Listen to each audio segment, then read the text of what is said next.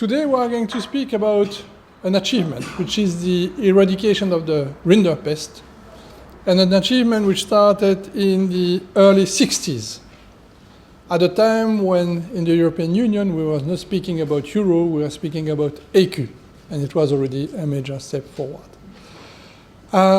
Today, animal health is really perceived to its full importance, and notably also because we cannot distinguish anymore the challenge of ensuring animal health and human health. At the time, attacking rinderpest and having the ambition to eradicate rinderpest was really an incredible challenge. We are going to modify slightly the order of intervention, because also today we would like to pay tribute to two persons who were working at the time for the Commission and who have played in this context a special role. And afterward, we are going to have a presentation made by Professor Ahmed El-Sawali, who is the director of the African Union International Bureau for African Resources, which is called very often IBAR. Professor El-Sawali joined IBAR in 2007, and since then you are the director of this bureau which we have an intense cooperation. In order to accommodate the time constraint of some participants, I will now invite Professor El-Sawali to do a very short 1-minute introduction, and afterward we will give the floor to Christian Schmidt, who is there, who is the director of both Directorate B and C in DEFCO, meaning that he is overseeing all thematic cooperation in development cooperation. Professor, the floor is yours. Honorable Jan Mulder, Member of the European Parliament, Mr. Christian Schmidt, Director of Sustainable Growth and Development, Mr. Jean-Pierre Helken, Head of the Rural Development and Nutrition Unit in DEFCO, distinguished guests, ladies and gentlemen, good afternoon. The eradication of rinderpest from Africa is a story of successful partnership, goodwill, and great commitment on the part of the European Union, the African Union, and their respective member states, supported by other international development and technical partners. It is a story of tremendous achievement, not just for Africa, but for the entire world, as rinderpest was the first animal disease to be eradicated globally. The eradication has contributed to increased production and trade of livestock, elevation of poverty, and improved livelihood of millions of livestock-dependent households. This achievement would not have been possible without the sustainable financial and technical support from the European Union.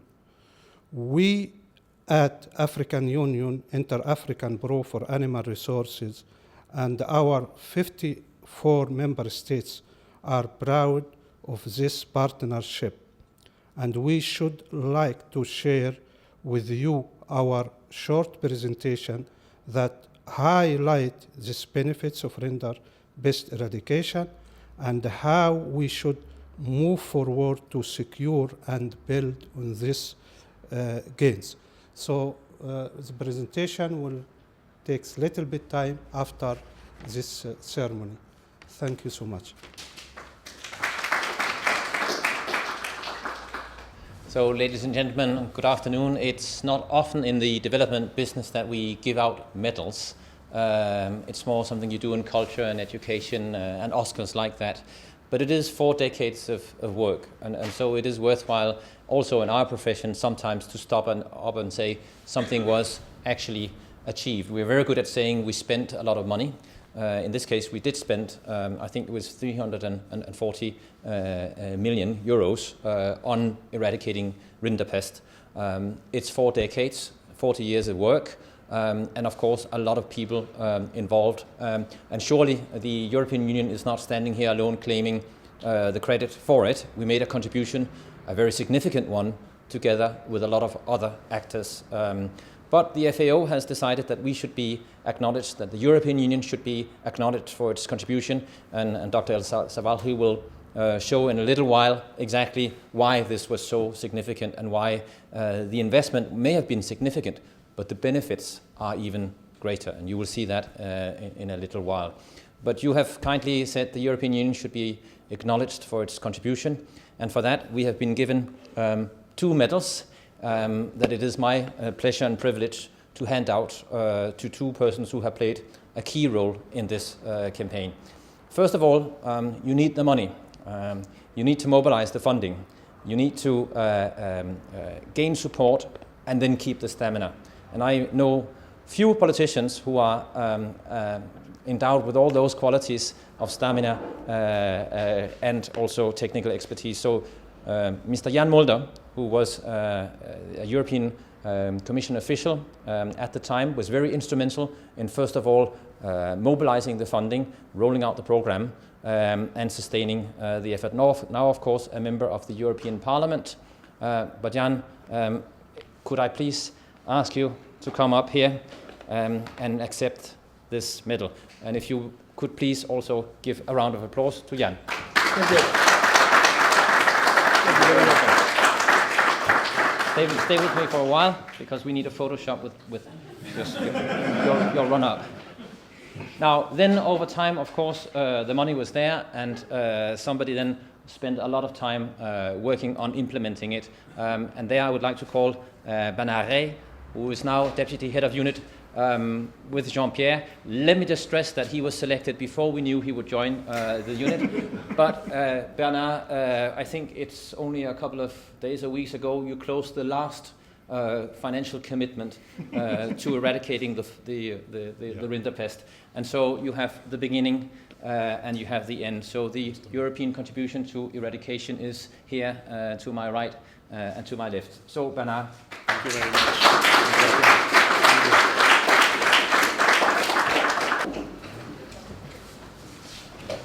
Good afternoon, ladies and gentlemen.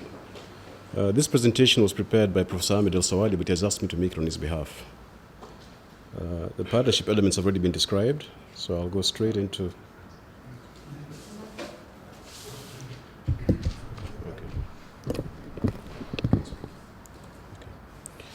Rinderpest is also known as cattle plague, and it was for a long time the most feared disease of animals, particularly cattle and buffaloes.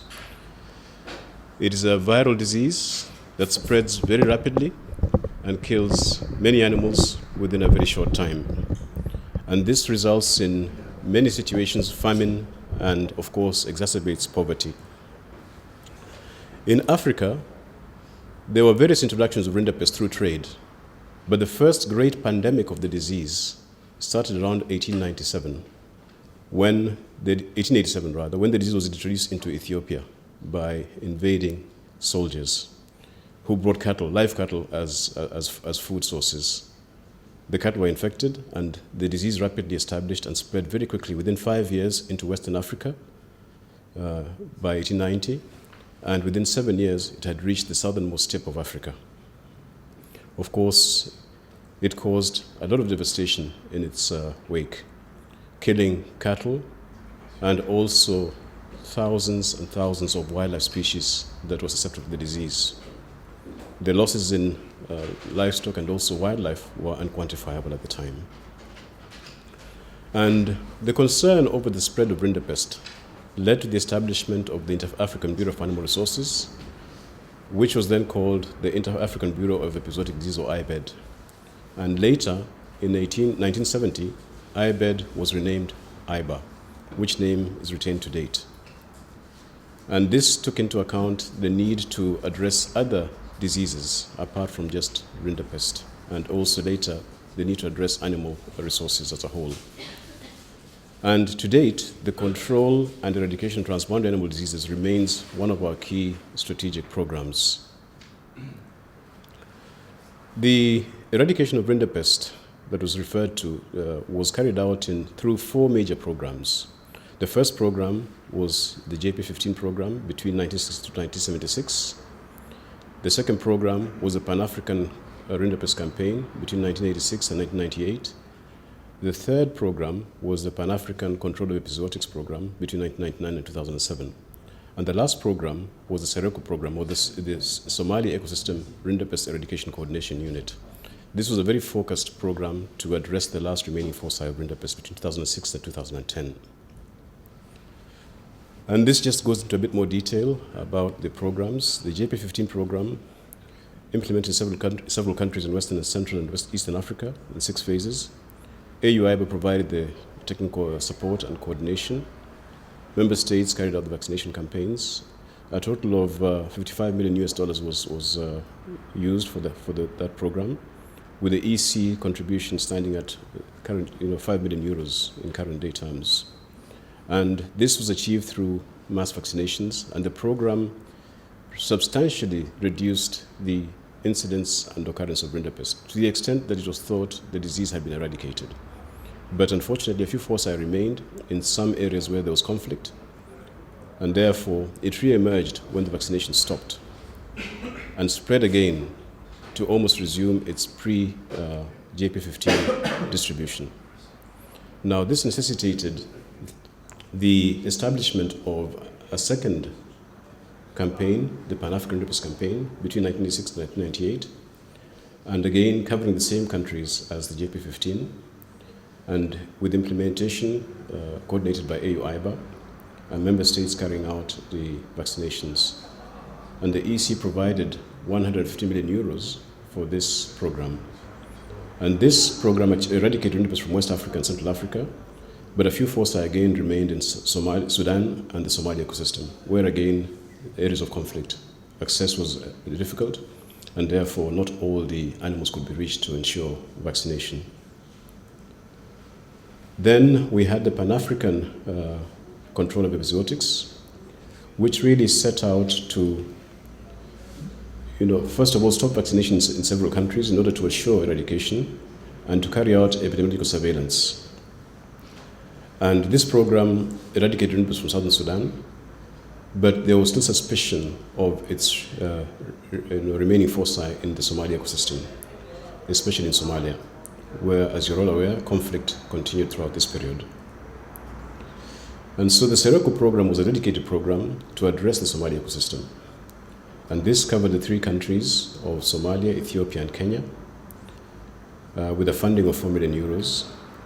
And this program clarified the situation of rinderpest in that system and supported the countries to achieve accreditation of freedom from rinderpest by the OIE. And this was done by 2010. All the countries were accredited as free from rinderpest. And this was the last area for rinderpest to be addressed.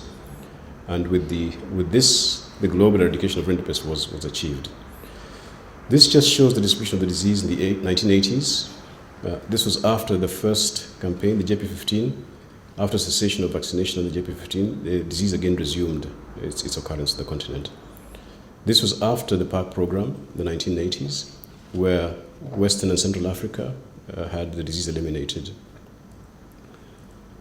And this was in 2001, with the last remaining foci of the disease in southern Sudan, in the Somali ecosystem, actually. And then this was 2007, where only the Somali ecosystem remained. And finally, by 2009, we were sure that the disease was eliminated and accreditation was attained in 2010. And this enabled the OIE and FAO to jointly declare rinderpest eradicated from the globe, because the last remaining foci had been accredited as free from rinderpest. Now, after the eradication of rinderpest, there was a need to deal with, to assure the world that there would be no opportunity for the virus to return and cause the devastation that it caused. And since the virus was not circulating in nature, it remained in laboratories.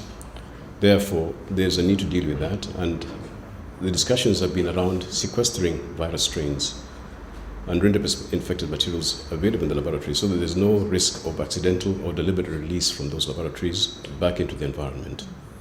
And these discussions are ongoing, and for Africa, the decision was taken that the country should destroy all the remaining materials or deposit the very essential materials with the Pan-African Vaccine Center, the African Union Pan-African Vaccine Center, or PANVAC, which has a biosafety level 3 facility. Then there's also efforts at documenting the socioeconomic impact of rinderpest eradication and also documenting the history of the eradication process, both in Africa and globally. For Africa, AU-IBA has produced a book, I don't know if we have a copy here, on the eradication of rinderpest. And efforts are underway to document the global efforts by FAO. Just some of the socioeconomic benefits of the eradication of rinderpest.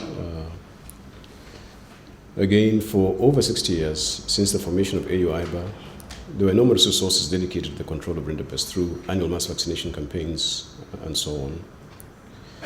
National Veterinary Services contributed about 160 million euros over this time, with the development partners, particularly the EU, contributing a bulk of it, 203 million euros.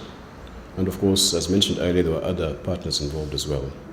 And the question is asked, do the benefits of rinderpest eradication justify the heavy expenditure that's incurred over this time?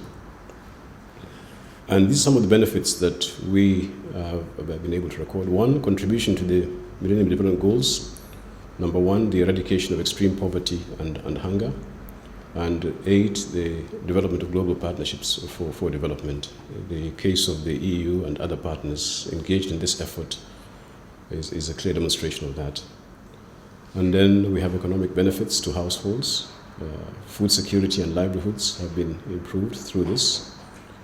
There's more availability of milk, meat for households.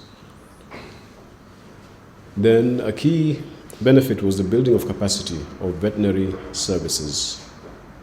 One of the components of the PACE program in particular was to build epidemic surveillance unit systems within the continent, which still serve the continent for other diseases to date.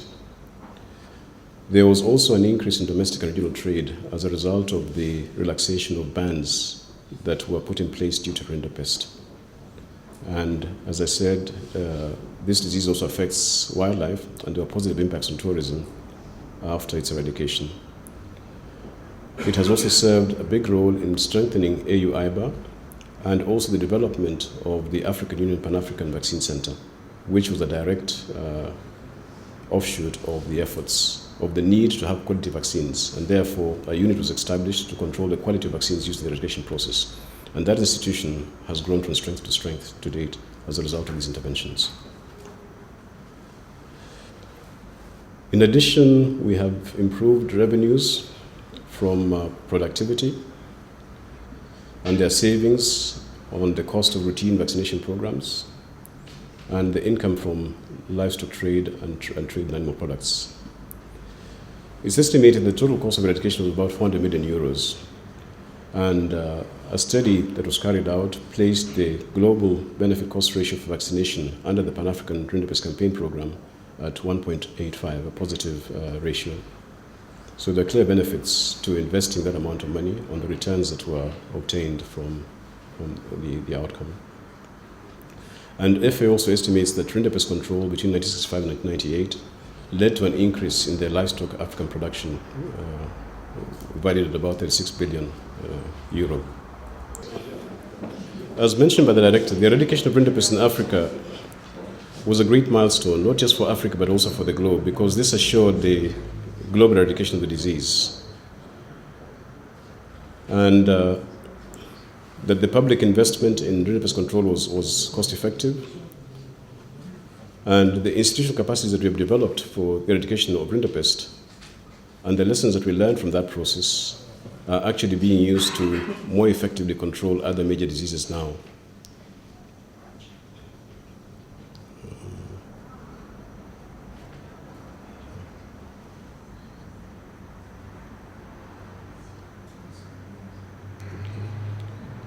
So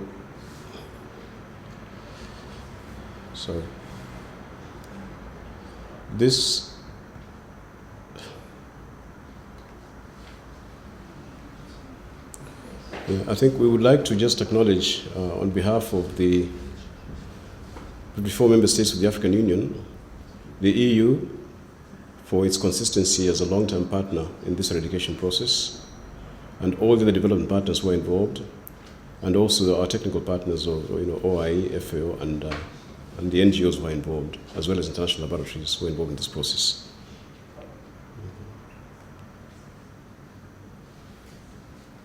And this was a Maasai elder when he was interviewed about his views on rinderpest eradication, and his smile says it all. Thank you very much.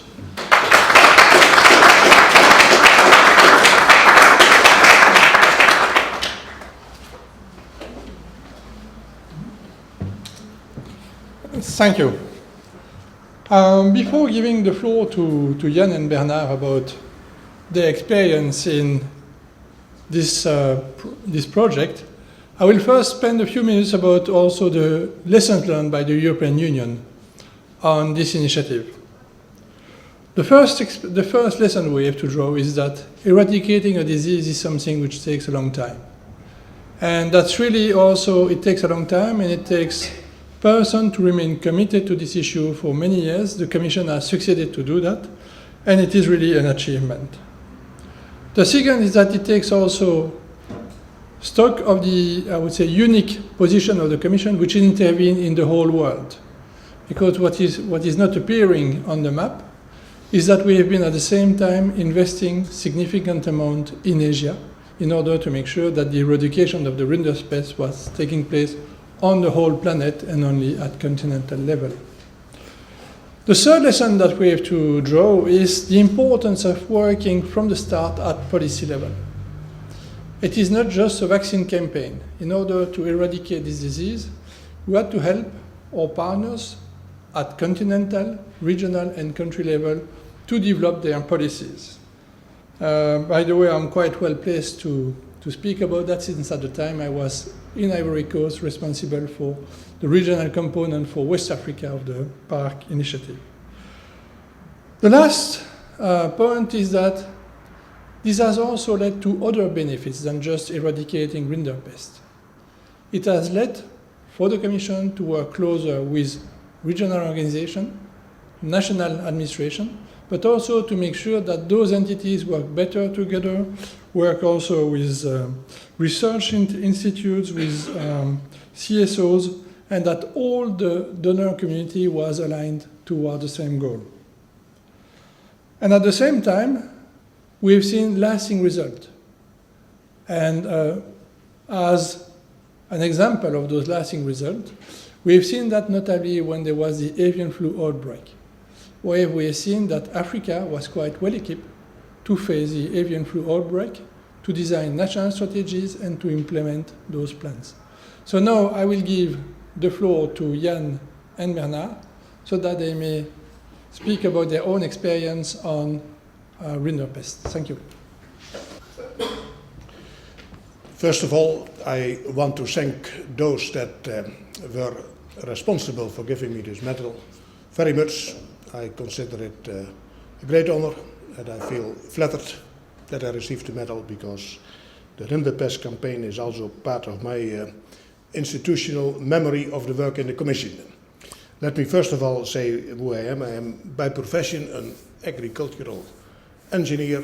I studied animal husbandry at the University of Wageningen, and my first job was as associate expert for the United Nations in Kenya, where I arrived in 1970.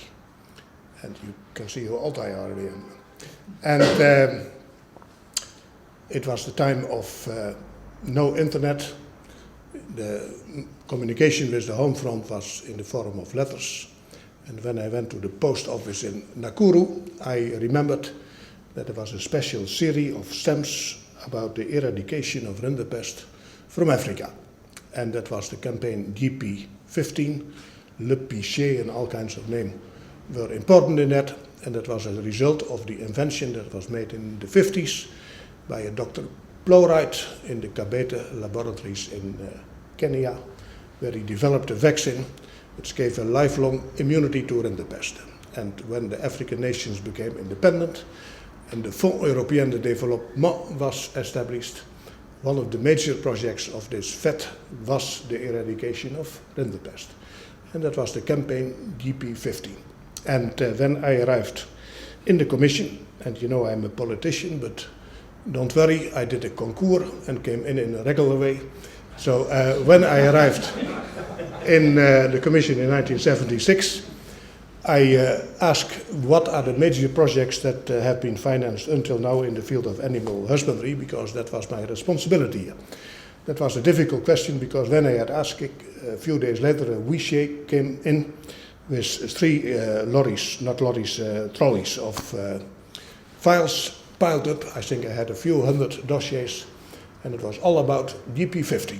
So I was aware of that the Commission did. But then we carried on with the normal projects, and somewhere in the 1980s, the beginning, in my office came a Dr. Atang. He was the Director General of IBAR, and he came with the message, rinderpest is back in Africa, in Tanzania and in Nigeria, and very soon it will be all over Africa again.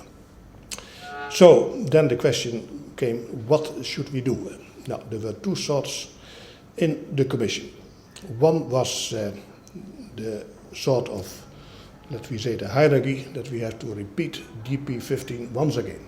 But then we have to do it more thorough, and we didn't have to do it for, I think, 15 years, GP15 more or less, but we had to do it as long as was necessary.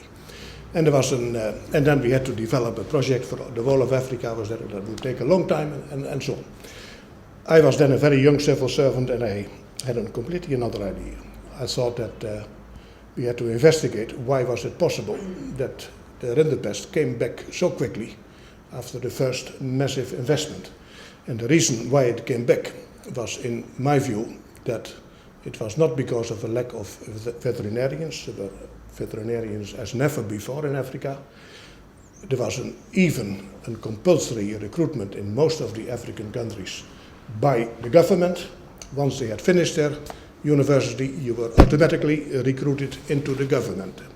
But the problem was that subsequently, when they were in the government, there was no money for them to function.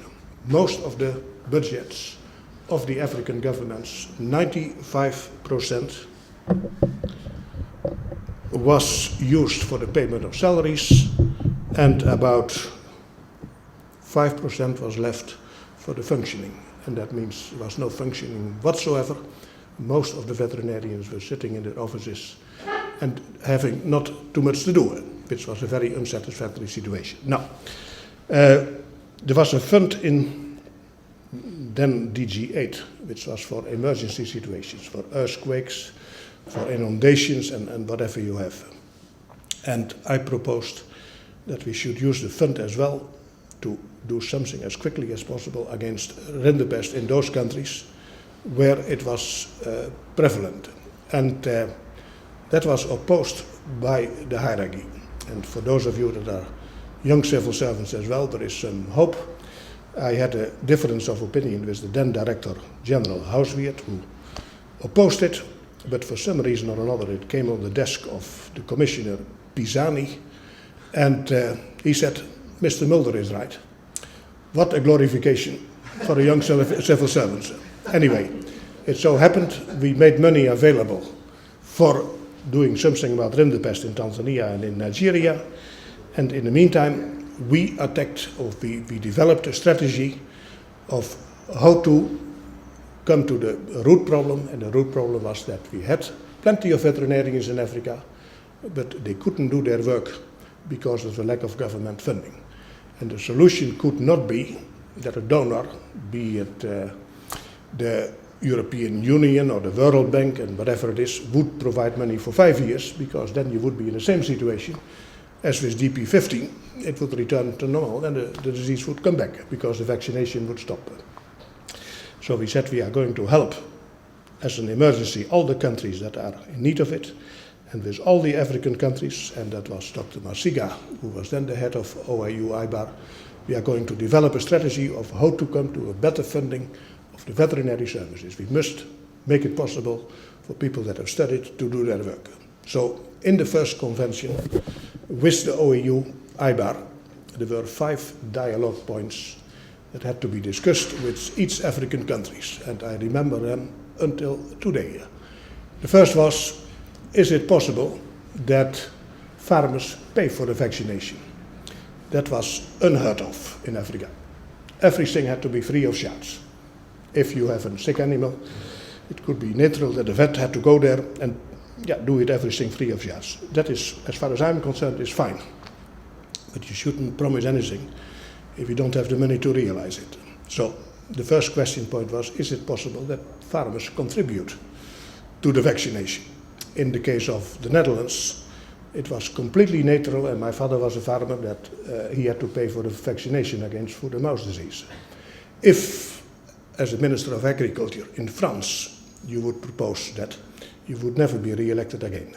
Because in France, that would be out of the question. Until today, the vaccinations, as far as I know, are free. Now, every system is fine as long as you can pay for it.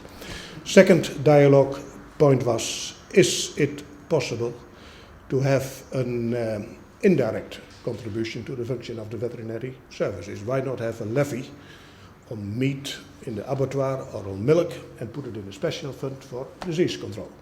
Third dialogue point was, is it possible that we help farmers' associations, cooperatives, etc. to recruit their own veterinary personnel?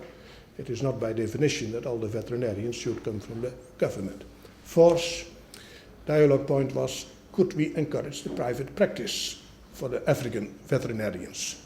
And the fifth point was, especially in West Africa, at that time you had a large dumping of meat in West Africa. Why not have an import levy on that and use that for the functioning of the veterinary services? Now, that final point was immediately shot down by the IMF, who said you must have unicité de finance. You cannot have separate budget for everything else. So that was not a very viable point. Now, we did it very closely together with the World Bank. And as far as I'm concerned, it was only a beginning of the process. I approved all the projects, I proposed them for the EDF committee to be approved, and we started vaccinating in as many countries as possible with a small amount of the funds available for privatization, for all kinds of experiments. And then that was around 85, I think, or so, that the project started, and we had all kinds of conferences in Nairobi, in Addis Ababa, in I don't know where. And in the beginning it was not very popular, but the prevailing attitude was, as long as you give the money, we couldn't care less, and we see later. So that is the usual attitude. Now, I then left it. In 1994, I was elected in the European Parliament, and a lot of people were very relieved, because I did not go into the development committee, and I said, let others sort it out, it's okay for me. Now, in the end, I think I am very pleased that we have eradicated rinderpest. I am always a bit careful with it, but every day passes, it is more and more confirmed, but I have the experience of GP15, when I bought the stamps in the post office in Nakuru, with the assurance as well that rinderpest was eradicated, so touch wood and let's hope that it doesn't come back. But I think it is a great success for the OEU IBAR, but I have always had the feeling that not enough credit is going to all the vaccination teams in the field. I have been everywhere in the Sahel, in Ethiopia, in Somalia, and if you see these teams going out in cheerful and under bad circumstances, I think they deserve a lot of credit as well. I think there is one person we should mention as well, and that is Dr. Taché. And I am not sure if he has been honored in any way, but he was then the director of the IEMVT. And I once remember that we had a meeting in my office of Dr. Plowright, who was then still alive, and Dr. Taché. And they said to me, the weak point is the cold chain. And because very often in the past in GP15 they had a cold chain, but the fridges didn't work, and they injected with a vaccine which was not working. But they said it is possible to develop a thermostable vaccine. And then I remember that we had then the rule that if it went up to 100,000 European units of account, I think the administration itself could decide it. If you were above that amount, you had to go to the EDF committee.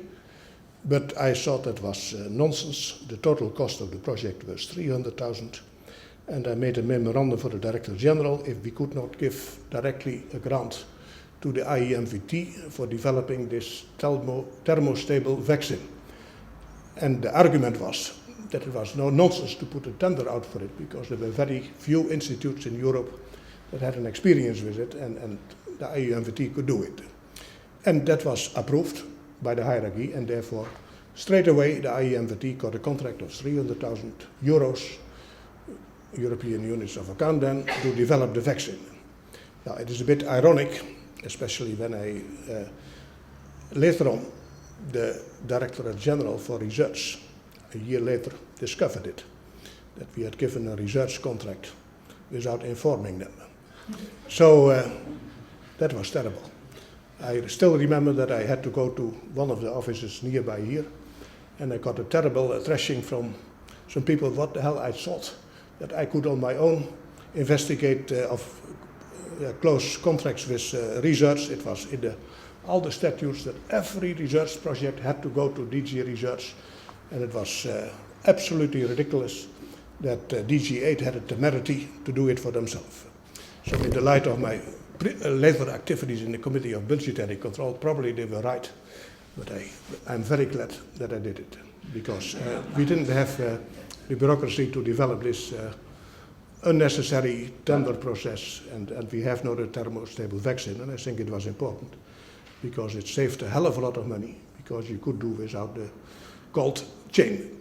Now, I still think that the approach we took, we must have a policy dialogue. Development is not only about giving money, but you must have a period afterwards that the project can continue on its own, and I think the dialogue points that were then established between the European Union and the Organization of African Union are still as valid as ever.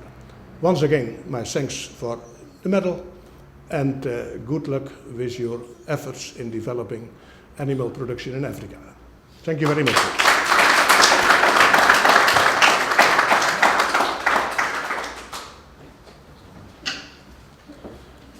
Thank you. It's difficult to take the floor after you, Jan. You have really the whole history.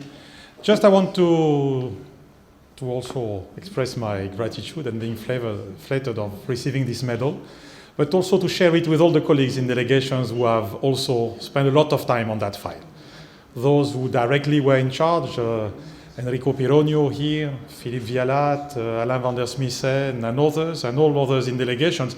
Complex project, 30 countries, you had 30 colleagues in all delegations changing, and it was a lot of effort of all of them. And really, I want also to say that this medal is somehow for them as well.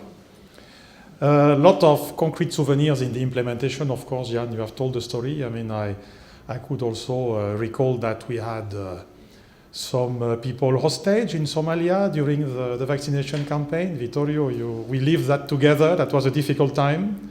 We also had a lead vaccinator shot, dead, also in southern Somalia. We also had histories of technical assistants taken hostage by the Ugandan armed forces because they wanted to fly to some parks between Uganda and eastern Congo for the surveillance of rinderpest in wildlife. So a lot of stories around this program, and a lot of souvenirs, and it's really great to have contributed and participated to this world experience, or at least achievement of humanity.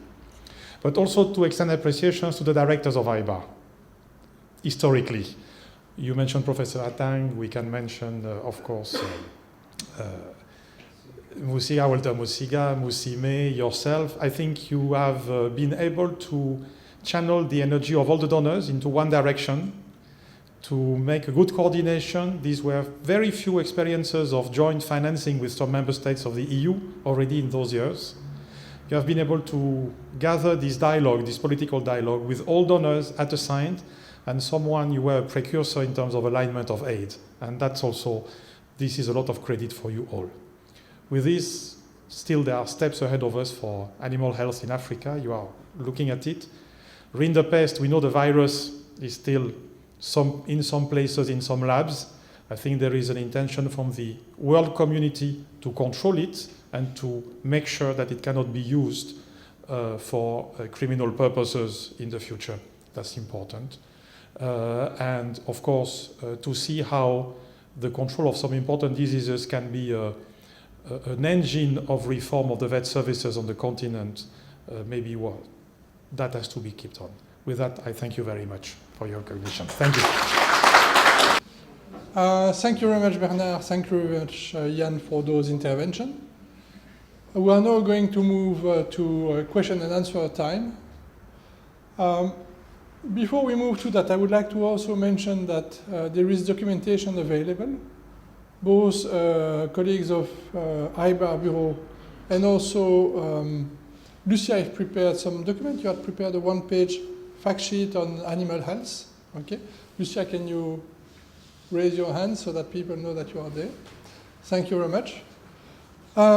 Before we move also to question times, I would like to really highlight the importance of livestock in the development policy, in particular for Africa. We've seen food security being really at the top of the international development discussions for the last years, since in fact 2008 and the crisis of the food price volatility. A part which has been maybe less mentioned, but which is also very important, is the fact that in Africa there is a growing food trade deficit. The World Bank estimates that in 2001, the food trade for Africa was around $10 billion US. And they know per year, and they now estimate that in 2010, it has reached $40 billion per year. Basically, the amount of development assistance that goes to Africa. And what is important to notice is that this food trade deficit has been growing especially for food and dairy products.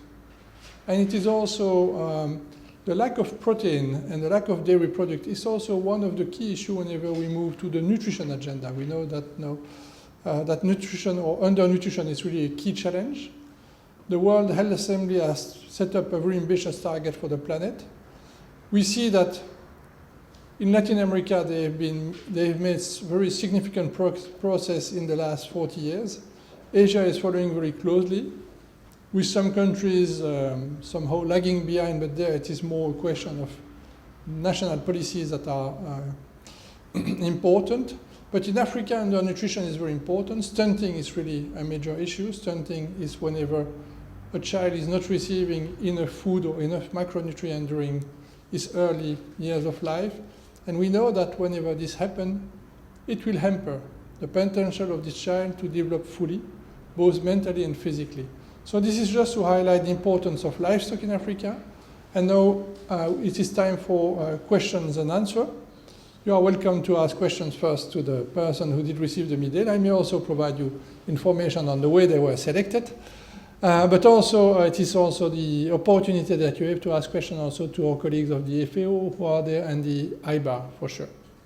So my question is, when I see now the effort in development aid, and since a couple of years I also help government and the OIE, when I see how difficult it is to bring livestock on the agenda really seriously when you compare with other sectors, and this has to be done in the other sectors, how difficult it is to put emphasis on livestock as a major contributor in realizing the development goals, and as a major contributor for Africa in particular to strengthen itself and has its own capacity. So it's more or less a remark and a question. What can we do to increase the emphasis on support to livestock? Thank you. No, I think you are right. The role of livestock and the place of livestock in the development agenda is quite low. And that is why we at IBAR, we try as much as possible since people, the development partners and the government have agreed to align the agricultural development policy with the CADEP, we try as much as possible to have livestock within the CADEP.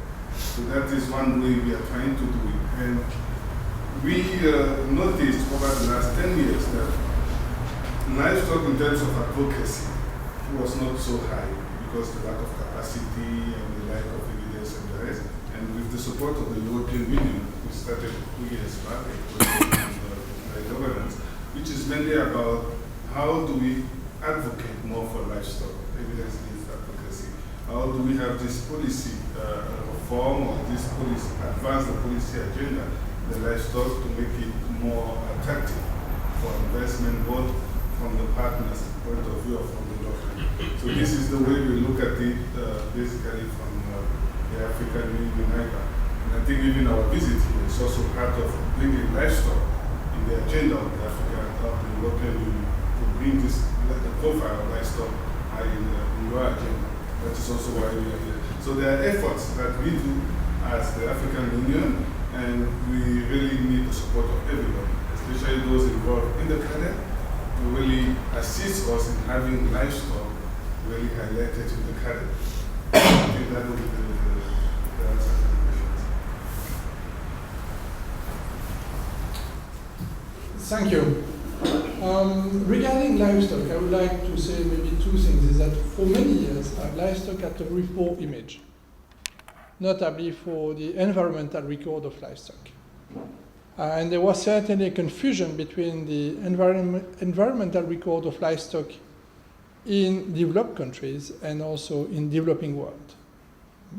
For me, this image is now fading a bit. The fact that livestock is not good for environment is fading a bit, but still a lot of work has to be done. Notably, whenever we speak about climate change, we speak a lot about the climate footprint of 1 kilo of beef.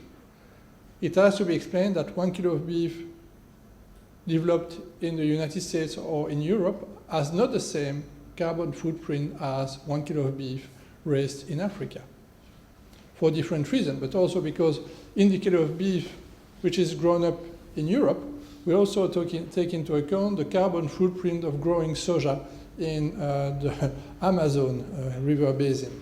So that's quite important. Second thing, I believe whenever we speak about livestock, we need to explain that it is not only cattle. There are also the chickens, which are very important, just the poultry is very important. That also livestock is not only for meat, you have the whole issue of milk and dairy product. For me, that's things which are very important. Maybe something which is also changing is that the price of meat is growing. For many years, it was very difficult to build up a livestock value chain, specifically for beef, which was competing with the price of livestock imported in Africa from the United States and Europe. Now we've seen that the price of meat is growing, and it makes certainly the livestock value chain in Africa much more sustainable on an economic point of view than it is today, that it was a few years ago then. Questions still? One of the things that struck me in the presentation was the cost-benefit ratio of this intervention. It's a 400 million cost, but the benefits of that were at least presented were about 36 billion, if I remember well, which is a ratio of 1 to 100. And then let aside the benefits in terms of institution building, etc. In these days of looking for results of development aid, this looks to me like an enormous result. I'm just wondering a little bit whether this figure, how this was arrived at, but if this is indeed the cost-benefit ratio of this intervention, it shows like a huge success in terms of money invested. So I don't know whether anyone can expand on how this calculation was done. The figure of 36 billion was an estimate from FAO. After the end of the vaccinations, they estimated what impact the eradication of rinderpest had on livestock productivity. And they estimated, the numbers of animals that increased, the trade and so on, at about 36 billion. But the figure that I showed of the cost-benefit ratio was actually a specific study carried out in a sample of countries, about 3 countries, where they examined the inputs into the vaccination programs and the estimated benefits out of it. So there are 2 different figures altogether. One was just a small sample of animals. But the study is available at IBA. We can share that with you.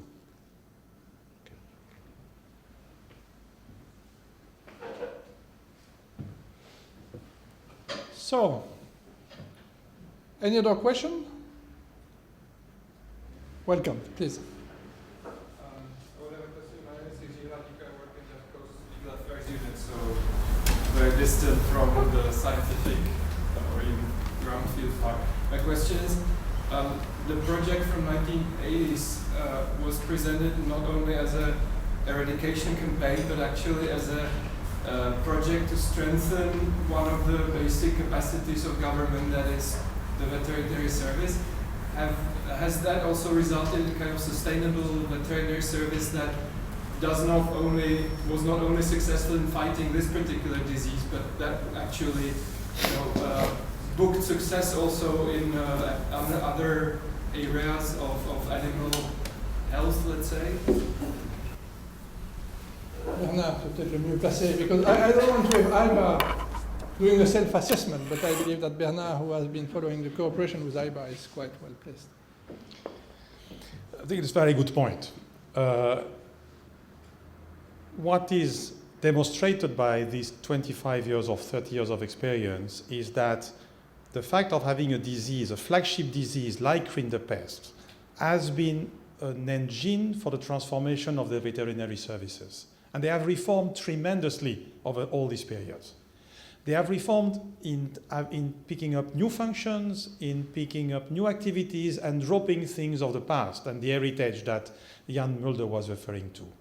So in that sense, yes, the sustainability of this part of the administration has been strengthened.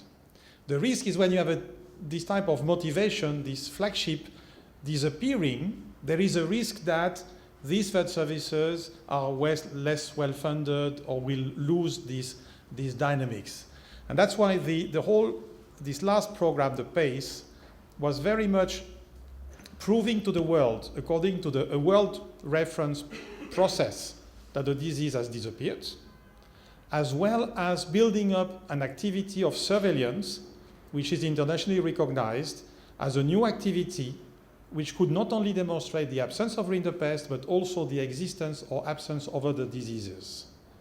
So we think that through the process, we have been strengthening the capacity of the vet services as part of the administration, but also of the vet services in a wider context with what the private sector is doing. And there was a lot of work with the private sector in the vet services in that respect. I hope I've more or less answered your question. So thank you very much. I think we are done now with the questions, unless there is something really urgent. I would like to really thank first thing the colleagues of AU-IBA to have done the trip to Brussels, who are going to keep discussing. But we believe it was worth doing a small presentation of this important initiative. I also would like to thank Jan again for coming here in this Europaid Info Center, and to get also a medal which is well deserved. And also congratulate Bernard for the same. Thank you very much for your attention, and have a nice day.